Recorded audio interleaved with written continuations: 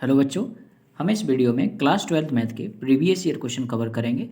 Chapter है 3D geometry यानी कि 3 डायमेंशनल ज्योमेट्री। तो क्वेश्चन नंबर फर्स्ट है इसमें, find the vector equation of line which passes through the point 3, 4, -7 and 1, -1, 6। देखें कैसे निकालेंगे वेक्टर फॉर्म।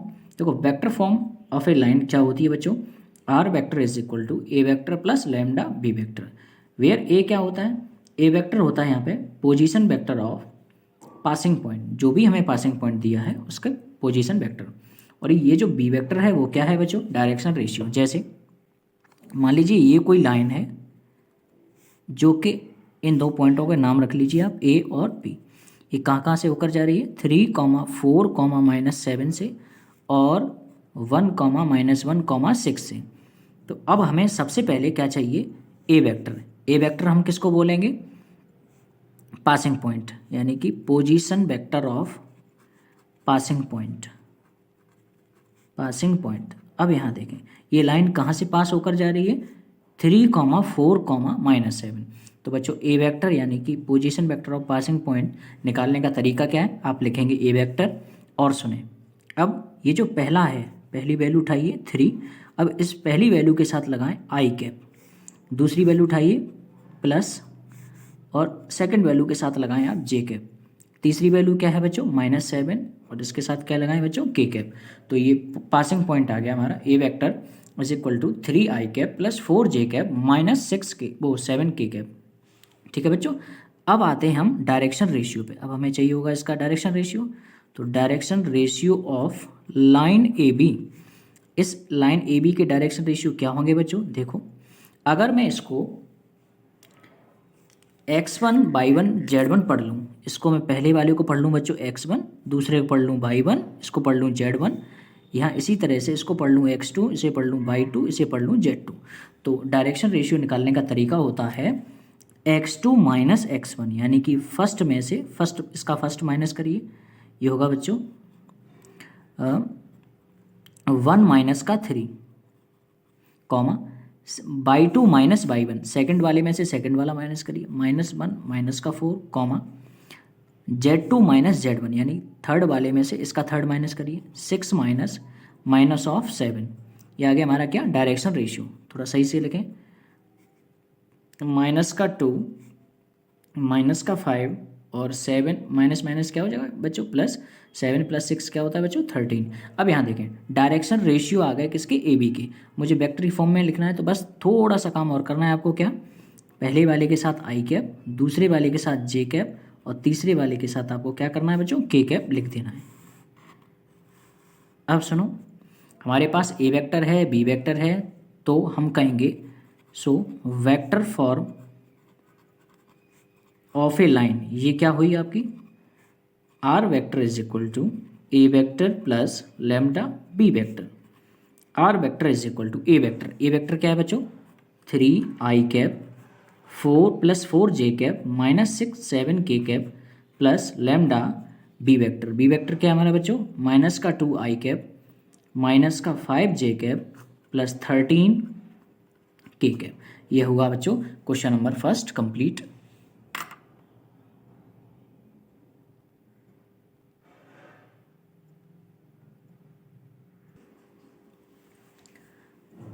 क्वेश्चन नंबर 2 देखिए बच्चों, the line of shortest distance between two skew line, fill in the blanks, ये gap भरना है, टू द बोथ लाइंस।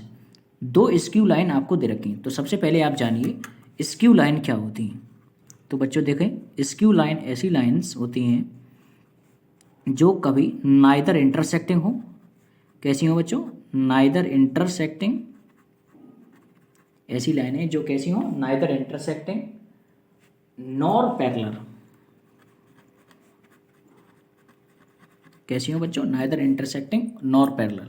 ठीक है, ऐसी लाइनों को हम क्या बोलते हैं बच्चों, स्क्यू लाइन।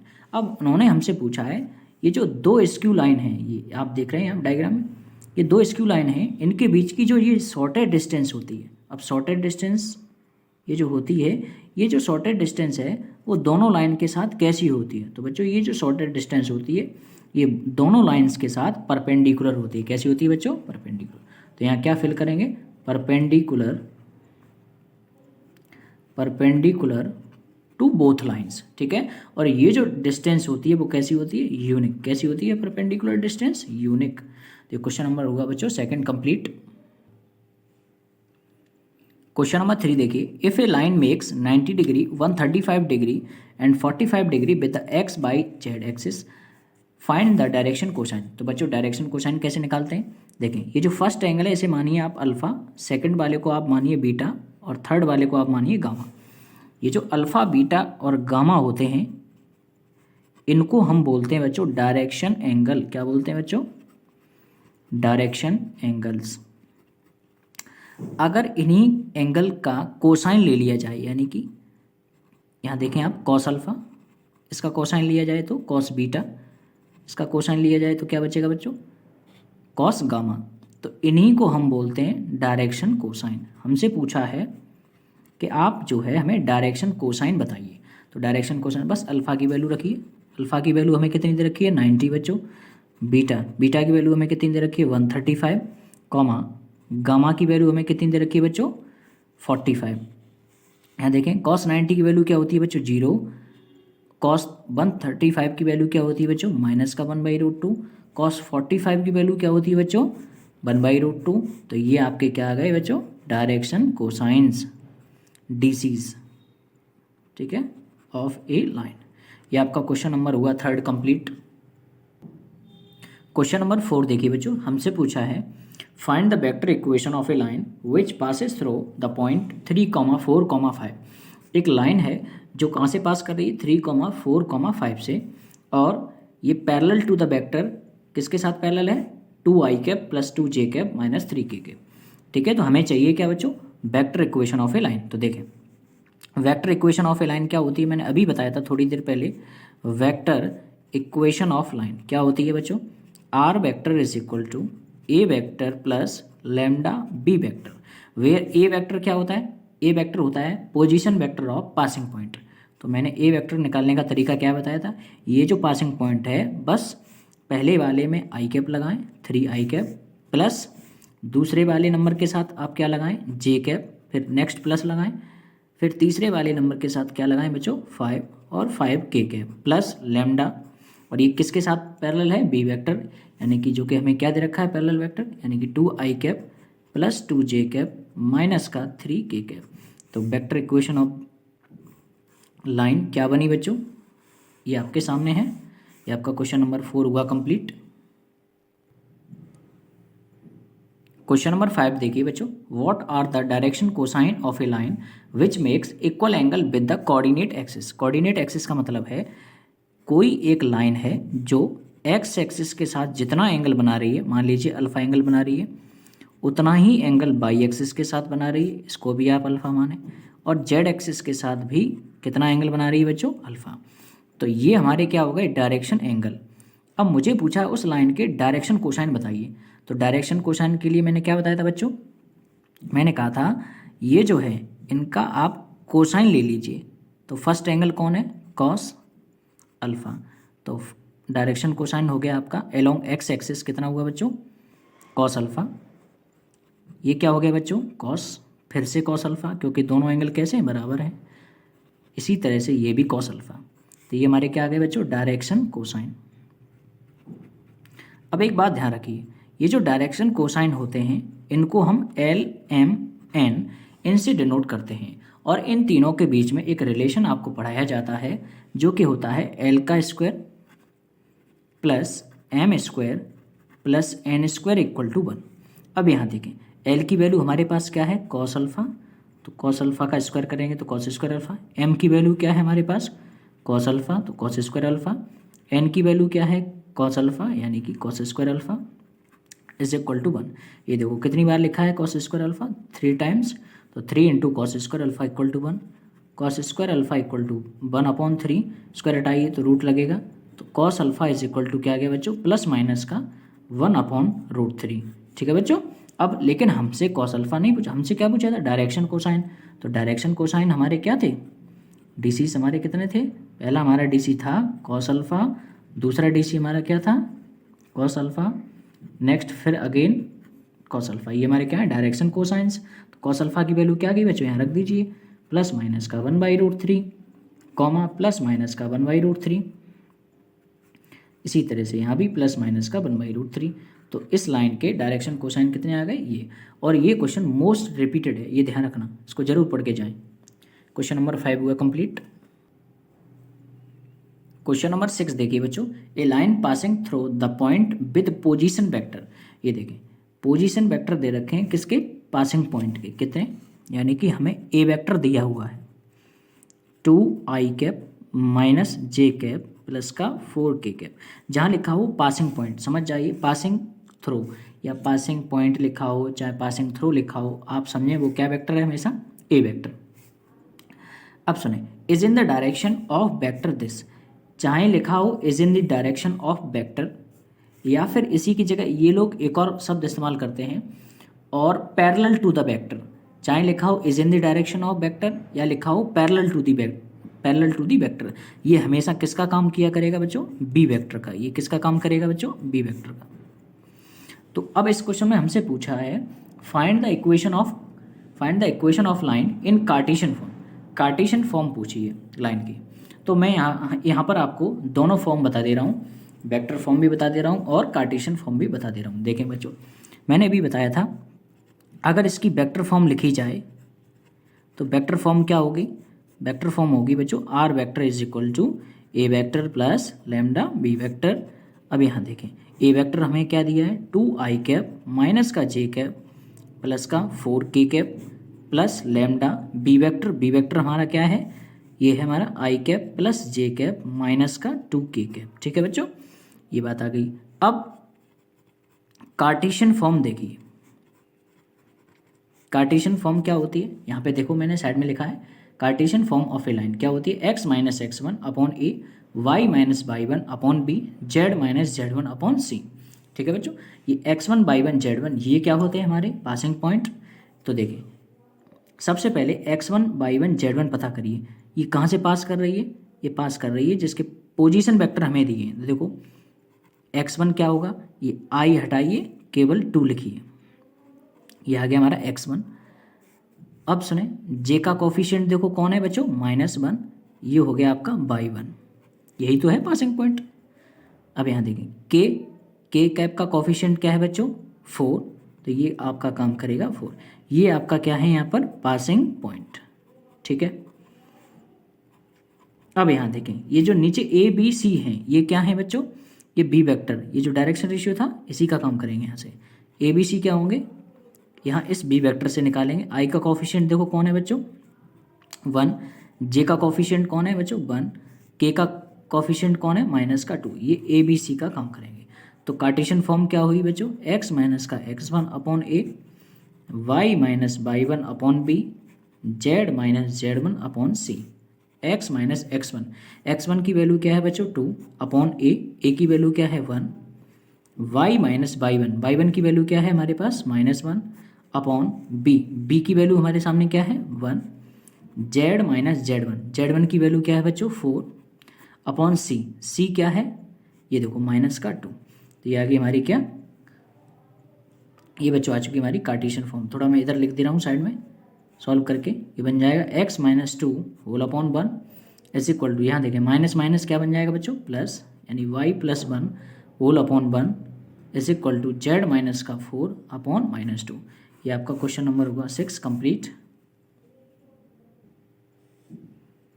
क्वेश्चन नंबर 7 देखिए बच्चों, if a line makes 90 degree 60 degree with the x, y axis then find the angle which it makes with positive direction of z axis। देखें x एक्सिस के साथ इसने कितना एंगल बनाया है 90 degree, y axis के साथ इसने कितना एंगल बनाया है 60 डिग्री, और हमसे ये पूछा है z एक्सिस के साथ कितना एंगल बनाएगी। तो मैं इसको मान ले रहा हूँ बच्चों z एक्सिस के साथ ये लाइन गामा एंगल बना रही होगी। तो मैं जानता हूँ अगर ये, हाँ इन एंगल्स को हम क्या बोलते हैं डायरेक्शन एंगल। अगर इन डायरेक्शन एंगल का कोसाइन ले लिया जाए तो ये बनेगा cos 90, ये बनेगा cos 60 और ये बनेगा cos गामा। फिर ये क्या बन जाते हैं डायरेक्शन कोसाइन। क्या बन, जैसे ही हम इन डायरेक्शन एंगल का कोसाइन लेंगे तो ये क्या बन जाएंगे बच्चों डायरेक्शन कोसाइन। और इन डायरेक्शन कोसाइन को हम किससे डिनोट करते हैं L, M और N से। फिर एल, एम और एन में एक रिलेशन हमने पढ़ा है, l square plus m square plus n square equal to 1, यही पढ़ा है। एल की वैल्यू क्या है बच्चों, कॉस 90, कॉस 90 क्या होता है बच्चों, 0, यानी 0 का square plus m cos 60, cos 60 का आंसर कितना आता है बच्चों, 1/2, 1/2 का स्क्वायर। इसी तरह से प्लस एन का स्क्वायर, एन क्या है हमारा, कॉस गामा, तो cos square gamma is equal to 1। तो यहाँ से कॉस स्क्वायर गामा कितना आया, 1 माइनस, देखो 1/2 का स्क्वायर क्या होगा, 1/4, और ये 1/4 प्लस का है, उधर जाके क्या बन जाएगा, माइनस का 1/4। जब आप माइनस करेंगे तो यहाँ बनेगा 3/4, स्क्वायर हटाइए, उधर रूट लगेगा तो ये क्या बन जाएगा, √3/2। अब यहाँ देखें, कॉस में √3/2 वैल्यू किस एंगल की होती है, तो आपका जवाब होगा कॉस 30 डिग्री की। तो गामा इज इक्वल टू कितना आ गया, 30 डिग्री। और ये 30 डिग्री एंगल, यही वो एंगल है जो लाइन जेड एक्सिस के साथ क्या करेगी, एंगल फॉर्म करेगी। तो ये आपका क्वेश्चन नंबर 7 हुआ कंप्लीट। बच्चों इसमें छोटी सी एक मिस्टेक है, जब आप स्क्वायर हटाएंगे तो यहाँ रूट लगेगा, तो रूट पे कितने साइन होते हैं, 2 प्लस माइनस के। तो एक तो वैल्यू आ गई आपकी कॉस 30, एक वैल्यू ये और आएगी cos gamma is equal to cos 150। तो यहाँ से गामा एक और आ सकता है 150 डिग्री, ये 2 एंगल बनेंगे। ठीक है बच्चों, अब आइए क्वेश्चन नंबर 8 पर। If a line makes 90 degree, 60 degree with and theta with x, y, z axis respectively, where theta is acute. ठीक है, अब यहाँ देखें, कोई एक लाइन है जो x एक्सिस के साथ कितना एंगल बना रही है, 90 डिग्री, y एक्सिस के साथ कितना एंगल बना रही है, 60 डिग्री, और z एक्सिस के साथ कितना एंगल बना रही है, थीटा। तो मैंने आपको बताया था, अगर मैं इसका डायरेक्शन कोसाइन निकालूं तो डायरेक्शन किस कोसाइन क्या होगा, इनका कॉस ले लीजिए, तो कॉस 90, कॉस 60 और कॉस ऑफ थीटा, ये इनके क्या होंगे, डायरेक्शन कोसाइन। और डायरेक्शन कोसाइन को हम किससे डिनोट करते हैं, एल और एम और एन से। डायरेक्शन कोसाइन में एक रिलेशन होता है, l square m square plus n square is equal to 1। L की वैल्यू बच्चों क्या है, कॉस 90, और कॉस 90 होता है 0, तो 0 का स्क्वायर प्लस एम क्या है, कॉस 60, कॉस 60 की वैल्यू क्या होती है बच्चों, 1/2, 1/2 का स्क्वायर प्लस एन, अच्छा एन क्या है, कॉस थीटा, तो ये बनेगा cos square theta is equal to 1।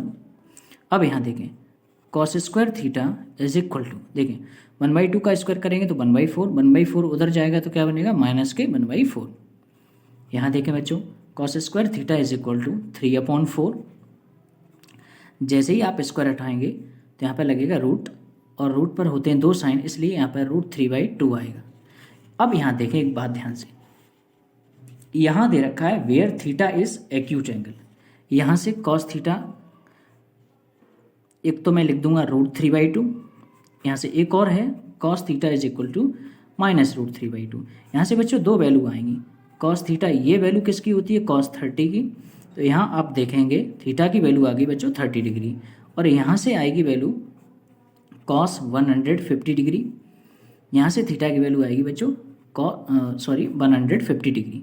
अब यहाँ देखें, इसने हमसे ये कहा है थीटा इज एक्यूट एंगल, तो एक्यूट एंगल तो केवल यही होता है, तो ये वाला हम वैल्यू नेग्लेक्ट कर देंगे। ठीक है बच्चों, तो आंसर क्या रहेगा हमारा 30 डिग्री। ये क्वेश्चन नंबर आपका 8 हुआ कंप्लीट।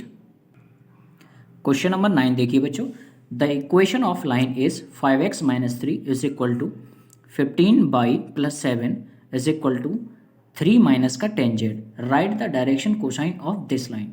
देखिए ये क्वेश्चन बहुत इंपॉर्टेंट है और ये अच्छा भी है। देखें बच्चों कैसे करेंगे, सबसे पहले इस लाइन की इक्वेशन को, ये किसी लाइन की इक्वेशन है, इस लाइन की इक्वेशन को हम कार्टेशियन इक्वेशन ऑफ लाइन में कन्वर्ट करेंगे, जो कि क्या है, x - x1/a, y - y1/b, z - z1/c। ऐसा क्यों करेंगे, देखिए जैसे ही हम इसको कार्टेशियन इक्वेशन की फॉर्म में कन्वर्ट करेंगे तो यहाँ से हमें a b c ये डायरेक्शन रेशियो मिल जाएंगे। इसके क्या मिल जाएंगे बच्चों, डायरेक्शन रेशियो। अब जब डायरेक्शन रेशियो हमें किसी लाइन के पता होते हैं तो डायरेक्शन कोसाइन निकालने का जो तरीका होता है वो होता है ये a/√, इन तीनों का स्क्वायर करिए और ऐड करके लिख दीजिए, a का square plus b square plus c square, b/√a² + b² + c² C upon under root ए square plus B square upon plus सी स्क्वायर। ठीक है, तो सबसे पहले हमारा काम क्या है, इस लाइन को कन्वर्ट करेंगे कार्टेशियन इक्वेशन में। तो देखें कैसे, तो कार्टेशियन इक्वेशन में कन्वर्ट करने के लिए तरीका देखें। यहाँ देखें, यहाँ देखो बच्चों, एक्स का कॉफिशिएंट कौन है 5, वाई का कॉफिशिएंट कौन है 15 और जेड का कॉफिशिएंट कौन है 10। तो आप क्या करें, ये जो एक्स बाई जेड के कॉफिशिएंट थे 5 और ये 15 और ये 10, इनका आप एलसीएम लें। तो जब आप 5, 15 और 10 का एलसीएम लेंगे तो कितना आएगा बच्चों 30। कितना आएगा बच्चों 30। अब ये जो एलसीएम आया है, इस एलसीएम का डिवाइड हर एक में दीजिए। तो यहाँ क्या मिलेगा 5x माइनस 3 अपॉन 30। यहाँ जब डिवाइड देंगे 30 से तो यहाँ बनेगा 15 बाई प्लस 7 अपॉन 30। यहाँ जब डिवाइड देंगे तो 3 माइनस का 10z अपॉन 30। जब आप डिवाइड देंगे, अब देखें हमें फॉर्म बनानी है x माइनस x1। x के साथ कुछ नहीं होना चाहिए, यहाँ x के साथ 5 है तो 5 आप कॉमन लीजिए। तो यहाँ बनेगा 5x माइनस, जब 5 कॉमन लोगे तो यहाँ बन जाएगा बच्चों 3 अपॉन 5 अपॉन 30। यहाँ देखें y के साथ कोई नहीं होना चाहिए, यहाँ पे y के साथ 15 है तो 15 कॉमन निकालें।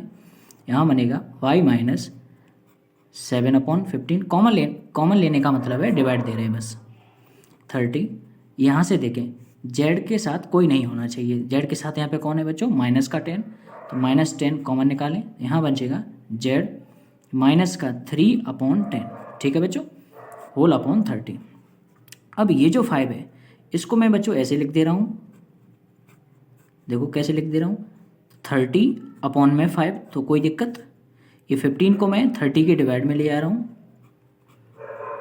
तो ये बन जाएगा 30 अपॉन में 15 is equal to z minus 3 upon 10 और 30 अपॉन माइनस का 10।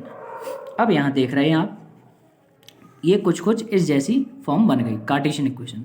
थोड़ा और सॉल्व करें, 5 से ये कैंसिल करें, x माइनस 3 अपॉन 5 ये बन जाएगा बच्चों 6, y माइनस 7 अपॉन 15 ये बनेगा बच्चों 2, z माइनस 3 अपॉन 10 ये बनेगा बच्चों माइनस का 3।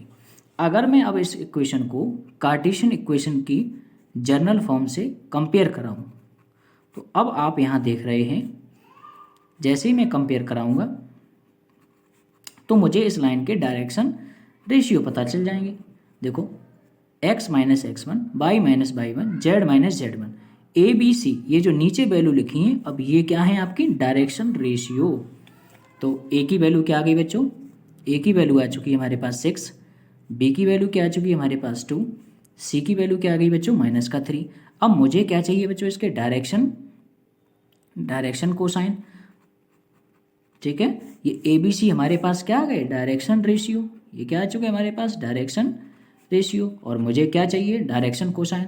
तो डायरेक्शन कोसाइन निकालने का तरीका मैंने बताया है आपको, क्या a upon under root A square plus B square plus C square comma b upon under root A square plus B square plus C square, c upon under root A square plus B square plus C square. केवल आपको बस ए b सी की value रखनी है। देखें a की value रखें 6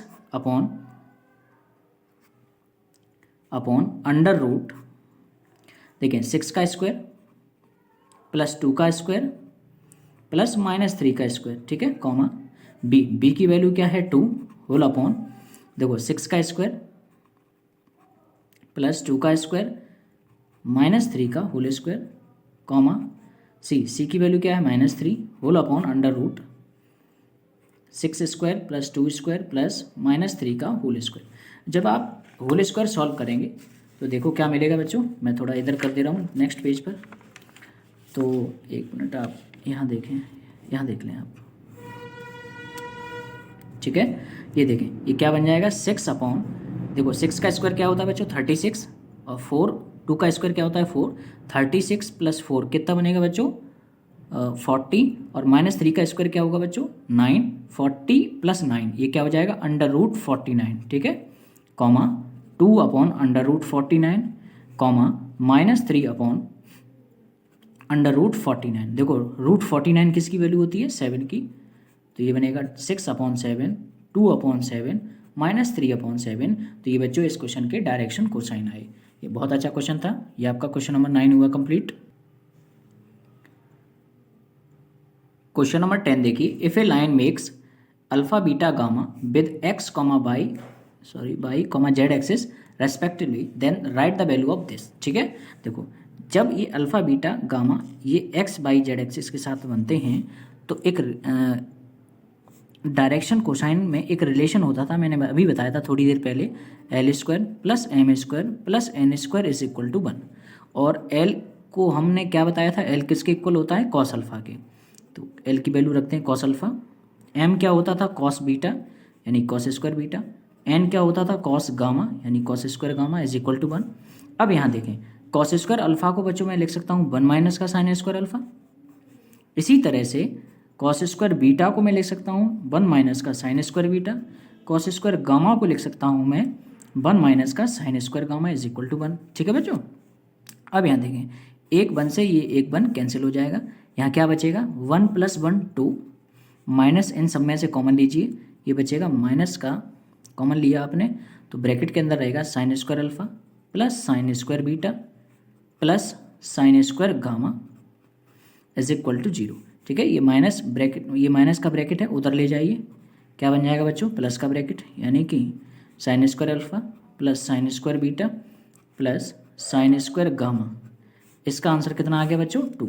ठीक है, तो ये आपका क्वेश्चन नंबर 10 हुआ कंप्लीट। इससे आगे के क्वेश्चन बच्चों नेक्स्ट वीडियो में देखिए, नेक्स्ट पार्ट होगा उसमें। Thank you.